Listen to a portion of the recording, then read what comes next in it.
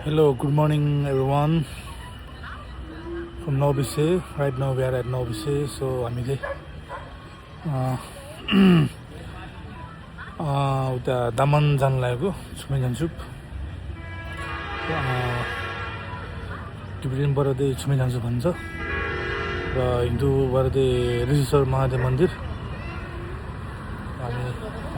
जान आँटेको मेरो चाहिँ थर्ड टाइम हो उहाँहरू सबैको चाहिँ फर्स्ट टाइम सो सबैजना एकदम एक्साइटेड छ र अहिले हामी नोबिसमा रोकेर खाजा खान लाग्यो लगभग त्यही 40 किलोमिटर जति छ होला अब त्यही 1.5 घन्टा 2 घन्टामा पुग्छ होला मजाले हामीले यो जिममा आएको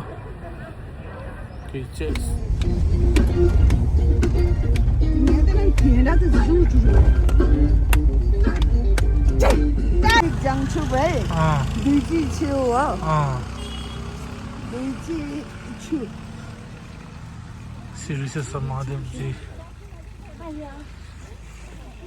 हामीले त बल्ल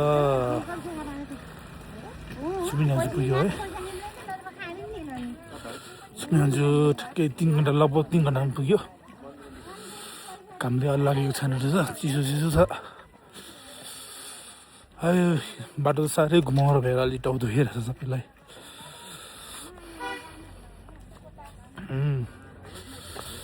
हामी यहाँबाट लगभग 1 किलोमिटर जति हिँडेर जानुपर्छ अनि मुनि मेन मन्दिर चाहिँ पुगिन्छ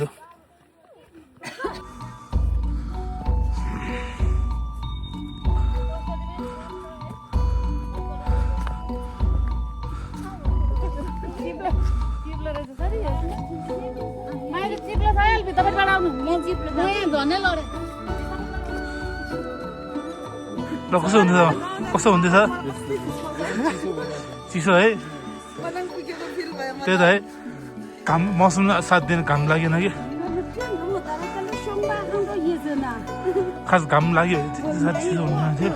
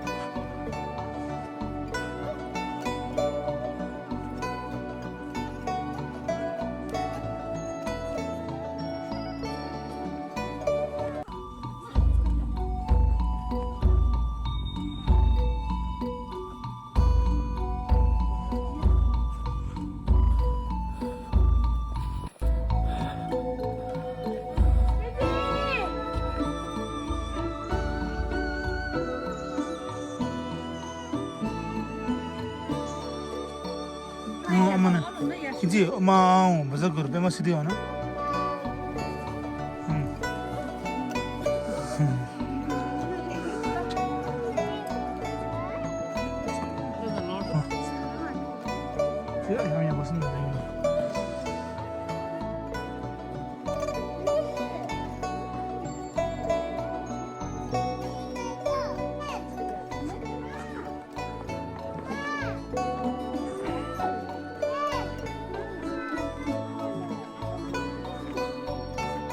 पुग्यो अब हामी टोइलेट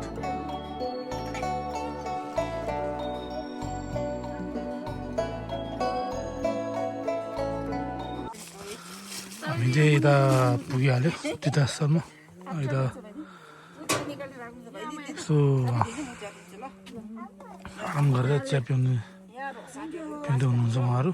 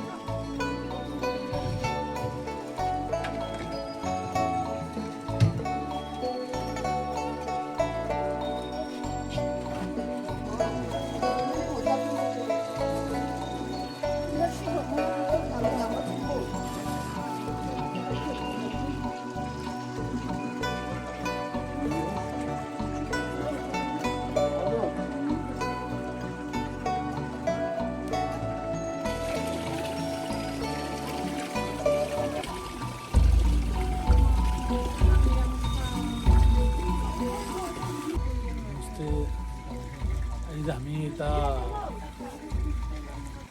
थाहा नगरपालिका मकवानपुर जिल्लाको तामान छुइन्छ तीर्थस्थलमा आएको अहिले विशेष महादेव मन्दिर भन्छ बेलुका फ्यामिली 6-7जना हामी आइरहेको मिलेर एकदमै खुसी छौँ भर्खरै खाना गरायो छ्यामबारे हामी साङमा बाँधिन्छौँ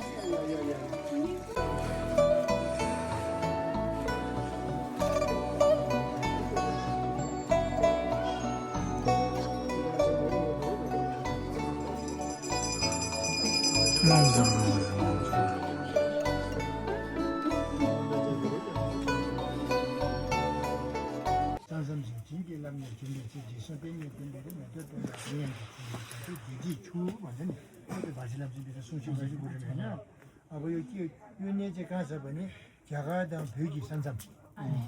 हाकोसँग झ्यागा अब यो पछाडि झ्यागा हो माथि चाहिँ टिबेट पऱ्यो नेपालको बिचमा छ नि त झ्यागा र भ्यु सन्साम भनेर सीमामा छ अब यो सीमै पर्छ हो झ्यागा भ्यु सन्साम चाहिँ झिङ्गे लाम्ने झुम्बे चाहिँ गुरुले पछि टिबेट जाने कारण यहाँ थाम यो सबै झिङ्गे लाप्चे गरे उहाँले झिङ्गे लाप्चे गरे चुमी जान्छ भयो चुमी झिङ्गे लाम्ने झुम्बे चाहिँ ढिसो पेङ्गे डेम्बेले मेदो प्यामा चुमी जान्छु झिझी छु भन्नुभएको है अब यो पहिले गुरुले पछि हुन्छ यहाँ हाम्रो यो चुमी जान्छु छ नि यो डाँडा गाँडा सबै अहिले हाम्रो यो पे जस्तो मकमा बस्दा आउँछ ढिसुङ झिमा भन्छ नि हो ढिसुङ भने पे ढिसुङ पेङ्गे डेम्बेरी भने पे जस्तो सबै मकमा बस्दा आउँछ यसमा अब विशेष के छ भने मेदोप्यामा भुइँहाल्छ मेदोप्यामा अब के अरे हुँदो म खुसी गर्छ हुन भनेको त हुँदो हो नि है मेदोप्यामा भुइँहाल्छ चुम्मी जान्छु झिझी छु भन्नुभयो गुरुले मैले यहाँ बस्दाखेरि तपाईँसँग पानी छ नि त्यो बेलामा अहिले त्यो कुण्ड उता देख्नु भने सानो कुण्ड एउटा छ नि उता गयो भने यतापट्टि हो उतापट्टि हो त्यसमा गुरुले मैले फुलको हानेर पानी निक्लेको त्यसो भएर चुम्मी जान्छु झिझी छु पानी भयो झिझी भनेको अमृत जल यो पानी चाहिँ अमृत जलको पानी हो यो पानी चाहिँ तपाईँ हामी नुहाउने पिउने दर्शन पाउने त्यतिको लागि के गरेपछि के हुन्छ पाप सबै कटा हुन्छ भने चुम्मी जान्छु झिझी छु हाम्रो नजरमा चाहिँ पानी देख्यो भने पानी होइन यो अमृत जल सबै हामी नुहाउने अब नुहाउन सक्यो भने नुहाउँछ अलिकति झिङ्गी खाए एक थोपा खायो भने गुरुले मैले अमृत जल पाउनु भएको त्यस्तो यहाँको म त यो छु हो है चुम्मी जान्छु झिझी छु छु त्यो छु सोच छाया दुई चिगो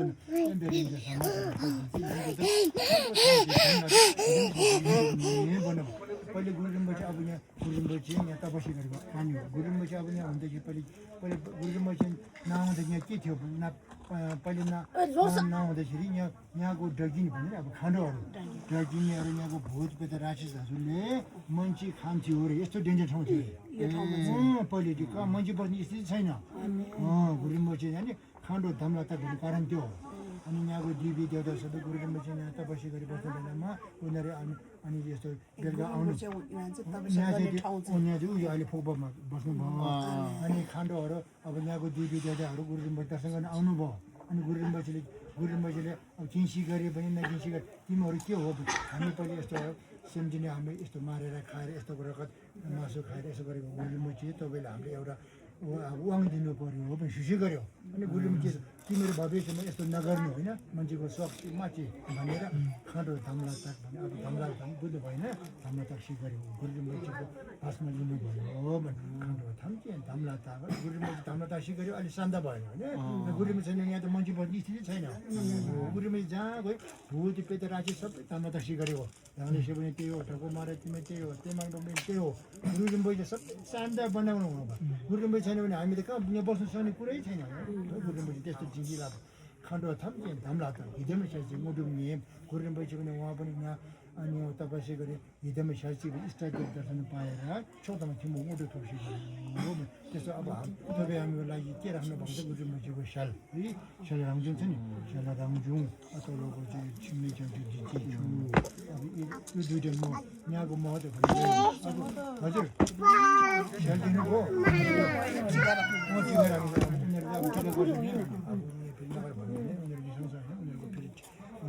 उनीहरूको धर्म जानुपर्छ होइन उनीहरू गइसक्यो मैले भर्खरै दुईको अघि त सबै रातो थियो है मैले भर्खरै दुईको बाँचेको म अनि अब फेरि हामी नाङबाट आउँदाखेरि त फेरि छिपा झर्दैछ नि हो नि त यहाँ त्यो 4 बजे मान्छे आएको यही छिपा परेछ भने फर्केर जान्छ भने अब मिन्द गुरुम्बु चाहिँ अब टाढोबाट यो दर्शन यो यसको लागि आउँछ अनि हामीलाई फेरि अब दुईटा आउँछ छिपा पनि आउँछ नाङ्बो पनि आउँछ होइन अनि मैले अब सबै धुएर राखेपछि यो गुरुम्बुको साल हो भने टाढोबाट पनि त्यहाँपछि गर्छ अब उनीहरूले चाहिँ के भन्छ भने महादेवको साल भन्छ एउटै हो जेवा गरे पनि गुरुम्बु चाहिँ हो महादेव एउटै हो अब त्यसो गर्दाखेरि अब हाम्रो नेता छिम्बो हो गुरुम्बु चाहिँ अब नेपालमा थुप्रो छ हालेसे छ है तेमाला छ ढाबो मराठी छ यारिनगर छ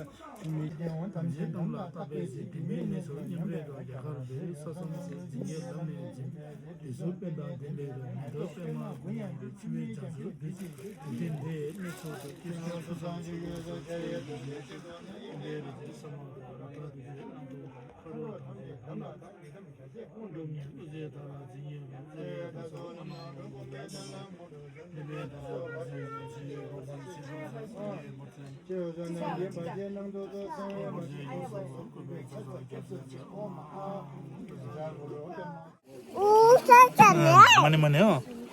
मने मने हो न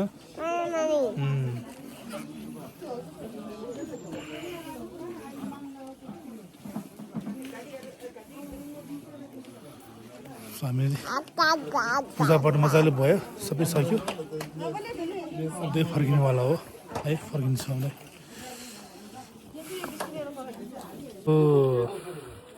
कार्यक्रम सकिहाल्यो है मजाले दर्शन गऱ्यौँ हामी सबैजना अन्त फर्किन्छौँ यसपालि मौसम त अलि चिसो भयो घाम खासै लागेन 2-3 दिन जति भयो अरे मौसम घाम नलागेर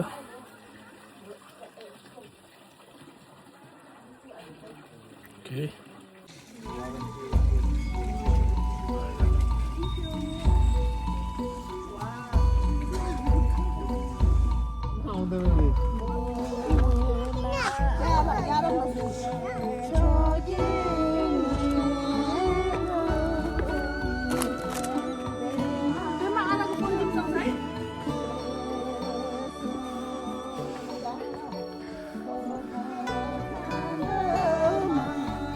पढ्नु न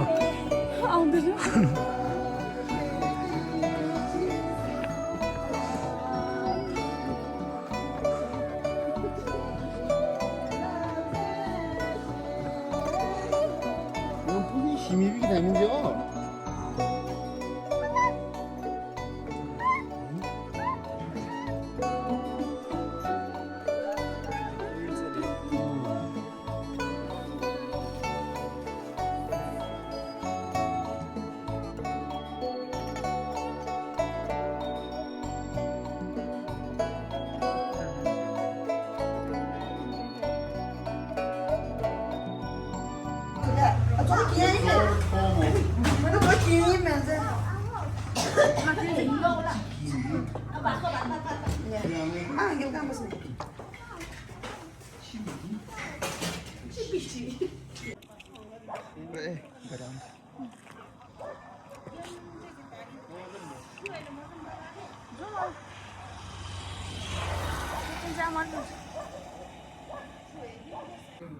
सो हामीले चाहिँ यता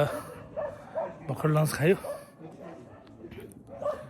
ठिक्कै यता भ्यू टावरको छेउमा मङ्गोलियन भान्साघर रहेछ एकदम मिठो रहेछ खाना है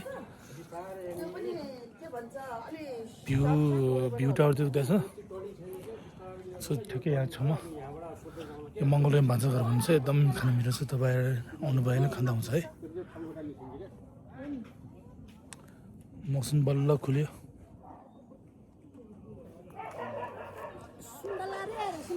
हामीले फर्किँदाखेरि सायद चिलाङ हुँदै फर्किनु पर्ला उता नबसेर आयो भने धेरै टर्निङ रहेछ गाह्रो हुँदैछ बिस्तारै हेर्दै जाउँला क्या यो बाटो धेरै टर्निङ छ यति बिस्तारै ल्याउँदा त अनि उल्टी भयो